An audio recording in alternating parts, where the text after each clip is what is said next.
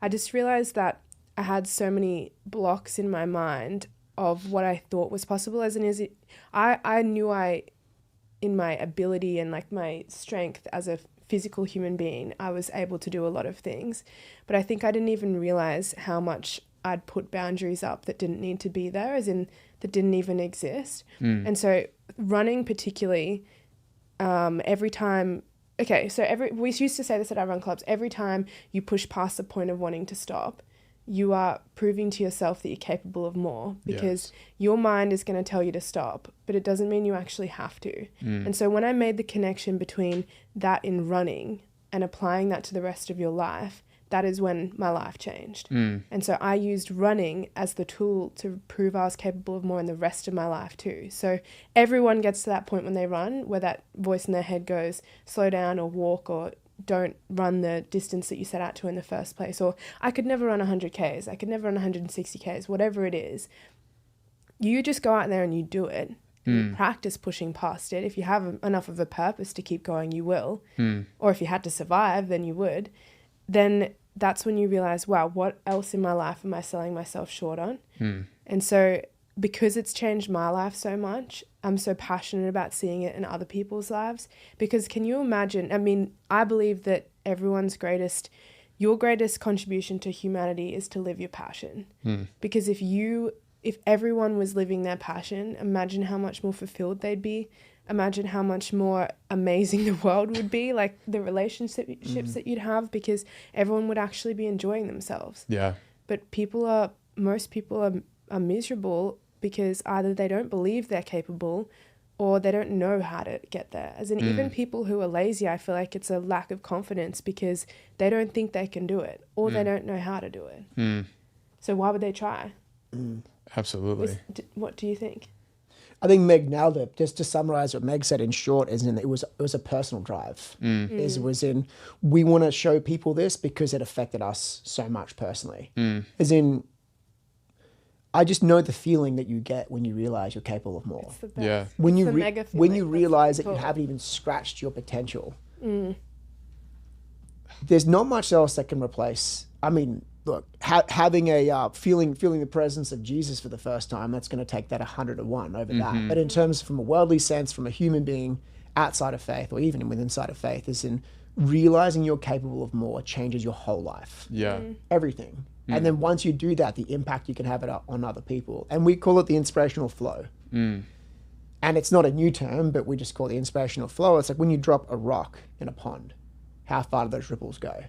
So we used to get up at Mega Run in front of 100 plus people on Sundays, and we'd say to people mainly the same thing every weekend. We'd say, you never know who's watching you in a positive sense. You never know whose inspiration you are today. You never know that someone kept going one more day, or one more run, or one more exercise, or one more anything because of you. Just by you showing up, you do not even understand the impact you're having on the world around you. So if people cannot go out on a Saturday, not get drunk, and then supplement that for an early morning run on Sunday, when that changes someone's life, that's not one person's life change. That's everyone around them in their vicinity. Because everyone sees them. They're all different. Because I don't think laziness is a thing. I don't think laziness exists.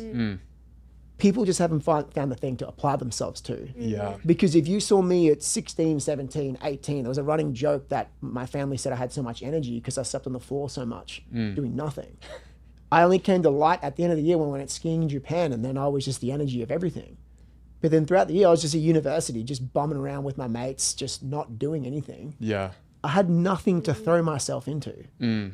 The moment I found something to throw myself into, I changed in one day. What you're passionate about. It wasn't like a long process of finding stuff. The moment that the flip switched for me to find something to apply myself through, I changed in one day, and I've never gone back since. That's unbelievable. I think it's such incredible perspective to hold on to too, because a lot of people think that this stuff is just, hard coded into them.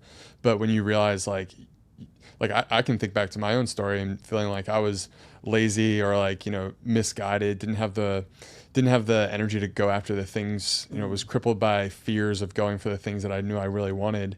At the end of the day, it's like, no, that's not really a reflection of you. It's just how you're internalizing your own belief system, trapped by negative beliefs. And I feel like the running is such an amazing tool to kind of just carve out.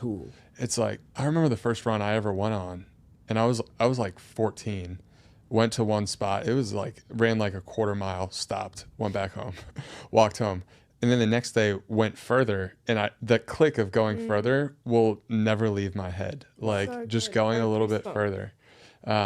But I think it just speaks to what you guys are hitting in on, and the goal that you guys have tapped into in terms of building the community that you did with Mega the Run Club. It's Mega the Run Club, right? So it was called Mega Run. Mega Run. That's how everything started for Mega Run. It's called Mega Run. Free. Had no plans on monetizing it. It was just a sick free run club. Just passion project. Like it was just show up and realize you're capable of more. Wow. That was it. There was show up every Sunday. Our thing was show up and push yourself. As run clubs one of the reasons we stopped doing Mega Run was because as run clubs became just there was a run club. There was like 7 run clubs on a Sunday in the one place on the Gold Coast. It was just a lot of bickering. As in people were like, oh, you can go to this run club, you can't go to that run club. Meg and I weren't involved on that nonsense on that level, but it was prevalent in the run club scene. The moment that got big, we just said, this is not for us. It was not the reason, but it was one of the reasons was we just don't want to be associated with just gossip and talk and drama and things like that. So, but when running's at its purest form, like what you said before, it was just that one moment of just that flip switch, of hitting that switch, right? Running it's such a low risk thing for such the highest reward, because you can get that same feeling out of getting a good relationship. You can get the same feeling about building a business and anything like that. But isn't like there's so much risk involved in those things, whereas going for a run, there is minimal risk, but with enormous upside. And then if you can then run and get around the right people, that's what made Mega Run special, was because it was the people that went there. It was the attitude that went there. We only had 2 rules: show up to push yourself and 0 negativity. That was it. And we said to show up to push yourself, you don't have to do a PB every weekend. If showing up that day was pushing yourself, just by being there, that's class as pushing yourself. If helping someone else push themselves and get a PB their day or push them to a distance, that's pushing yourself. And then the no negativity is pretty straightforward. So we just had a 0 tolerance for that. If you want to come and gossip and talk, we just actively say, look, you're not welcome here. And we had no problem in saying that. Was this sort of the first thing that you had applied yourself to after your athletic career? I think that involved other people, As in, I was super academic in school. I have a uni degree. I loved school and I loved uni, which is actually different to Will. Yeah, I don't think people know this much about Meg. As in, Meg's really smart. really smart. As in, I love it when I'm pumped to hear her talk to you about what you got here with your supplements and your protein, was because that's what Meg studied. And I just love sitting back because that's not my space. I understand the principles of it. But when she starts talking about different energy systems and how different, I can't even use the right words. How like food constituents? As a food constituents and how it's all made up. I just sit back and I love that. So she's incredibly smart in the space of sports nutrition and then sports exercise. She knows it incredibly well. But I will say, because Mega Run, I was managing people and figuring out, we expanded to 36 locations. There was leaders who I was leading for all of them. This was all volunteer, by the way. So my life was carnage at one stage. I remember coming home from work one day and going, different languages too. What is going on? As in, people are speaking in Spanish. It was just so gnarly. But what it taught me is everything that we learnt in Mega Run taught me so much about business. And that's actually one thing I do want to say too, when you were talking before about thinking that some people just have it built into them. That's what I thought business was. I thought there was businessmen and women and people who don't do business, and you were just either one of those. And what I realized is that business is just successful business is just having a permanent solution mindset, which I think running is the same. As in, I remember when we went to run our first ultra marathon. Come on, that's so good. We went and ran 100 Ks and we ran with a friend. And the thing he said to us before we ran is he said, ultra marathon's about problem solving. So things are going to go wrong. You might get cramping, you might get gut problems, you might get blisters, not if you're wearing mega socks, but shout out mega socks. Shout out the rippers. But how good was that subtle plug vlog though. Yeah.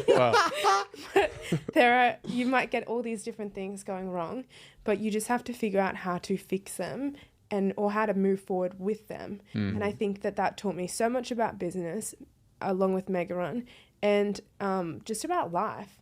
As in ultras, sometimes you're happy, and then the next time you're sad. You think that you've hurt your knee, then it goes away, then your ankle's sore. Like, all these things happen, and you've just got to ride the wave. And shout out to CK. Yeah, CK. He got us in the huddle before. Was it 100 mile? The 100K, I think. Yeah.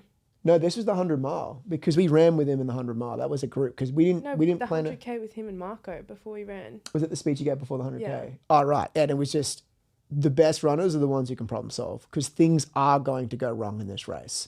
Stop thinking it's all going to go smooth and start thinking, I'm going to give it my best crack, but things are going to pop up. He said it's those who can solve the problems. And we say this all the time. I mean, my brother and I say this, but we say this all the time now. We say, what business are we in? We're in the solutions business. We're not in the running business. We're not in the programs business. Like, you're the same. If you run a successful business, that's because you're in the solutions business. Totally. Yeah. And I also don't think, in terms of our relationship, we're not really people that, if we need to confide in each other and not have a solution, we need to be very clear about that, because we're very rarely like that. Most of the time, if Will comes to me and says something, it's to get us, and I will give a straight out solution. And the same vice versa, as in we're just looking on how to fix things, which is what we have in common. And so obviously not everyone likes that. Some people, as in my friends, know when to tell me that they just need an ear versus when they actually need help. And the other thing that I really like about running in ultra marathons is that it forces you to get real with yourself. As in, if you don't figure out what drives me might not be the same as what drives Will and what drives you. And so you can't go and copy other people. You've got to actually, if you want to get past those dark places, you've got to look inside. You've got to get real with your insecurities. You've got to get real with what you're driven by. And you learn so much about yourself if you're doing it for the right reasons. And I find that the people who are doing it for the right reasons, they're the ones that get it done, because their reason means enough to them that they're going to keep on going. But if you don't get real with yourself, you'll find yourself giving up. So running forces you to get real. That's why I love it so much. It's also fitness in general. Like it's a meritocracy. Like running. I think running. Sorry, just a landscaper over here. What does that mean? It's like you have to put the work in order to get the outcome. Yeah. Whereas like in other areas of life, like I knew that. If your dad, I didn't even know that. We'll make a clip where it's just like explaining what meritocracy is. But yeah, I think that it just you get out what you put in with fitness in general. But there's something about running that I think it takes it to another level. Like I would agree that I think running has this more like mental, cerebral aspect to it, where you start to, like, I think you just have more mental chatter when you're out there. Yeah, because you're not focusing on anything. Yeah. Yeah. Like, I don't know. I think that this run club movement is here to stay. I think it kind of like maybe peaked a little bit, but I do feel like Austin is one of the places where it's picked up the most. And I've been to a bunch of them, super fascinated by them, but I do think it's such a net positive getting people out there running a community. It is amazing. Yeah. As in, how else do you meet people these days? Seriously. And that's what excited me so much about Mega Run, was when someone said, I've just moved here from Sydney, or I've just moved here from the US. And I think you found the Mega Run the second week you've moved here, you hit the jackpot. Because immediately, and this isn't just Mega Run, this is just most run clubs in general, is in most people that go into them, they're motivated, they're fit, they don't want to go out on the weekends, they want to get around, do positive stuff. As in, it's the best way to meet people, because the only other way to meet people was be, a weirdo like me and just go strike up conversations with people at cafes and things like that, which not many people want to do. Yeah. And other people that aren't very receptive to that, because they're not in an environment to think, I'm going to meet a new person at a cafe today, or go out and get hammered. Yeah. And then the relationships you build from going out and get hammered. Conversations, superficial. Yeah. The agendas are so highly tuned to self. Totally. Whereas when you go to a run club, it's so easy for guys and girls to meet. And not even from a hookup culture. Just go and just be able to talk without have any expectation of, I want to get your number to hook up. Right. It's just, hey, you run, I run, sweet, I'll see you here running next weekend. And people have something to talk about that's so positive. what are you training for? Yeah. Why'd you come today? How far are you running? There's just endless conversation for people to have that isn't around, hey, like, how much is your watch? Or like, let's go on a date, or what do you do for work? Or other people. Yeah, or other people. Yeah, good point. Gossip. Totally. So I'm with you. I don't think run clubs are going anywhere. I think run clubs are an amazing thing. I think it's allowed for people to have the best possible option for not going out, because just like my belief, and I don't think laziness exists. I don't think it's a thing. I think it's a misguided application.